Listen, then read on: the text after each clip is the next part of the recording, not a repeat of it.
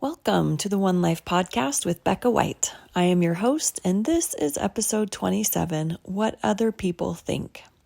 Yesterday, I was studying in Jeremiah chapter 1, when he received his prophetic assignment from the Lord. First, the Lord tells Jeremiah that, quote, "Before I formed thee in the belly, I knew thee, and before thou camest forth out of the womb, I sanctified thee," end quote. And then the Lord goes on to tell Jeremiah that he was ordained to be a prophet unto the nations. Jeremiah responds to the call by saying that he cannot speak.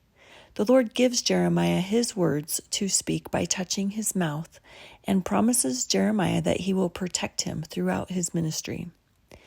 I find comfort in the humanness of mighty prophetic men like Jeremiah who doubted his ability to do all that was asked of him. I find greater comfort in the Lord's promise that he will empower and enable his disciples. It appears that Jeremiah had a fear of what other people thought of him.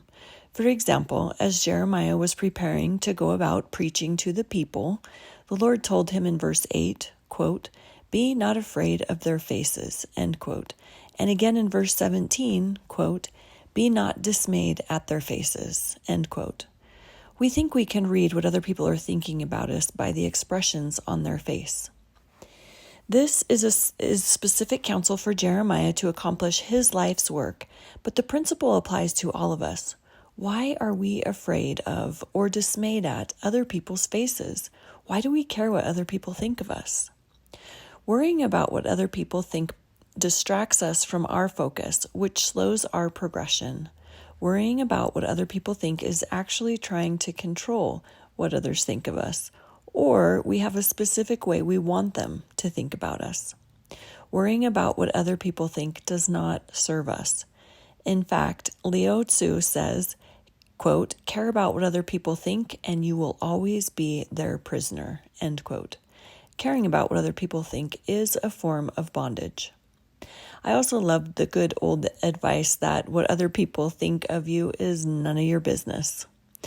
So to recap lessons from Jeremiah, do not be afraid of or dismayed at other people's faces. God knows you. He knew you before he formed you in the belly. He will empower you and enable you on your journey.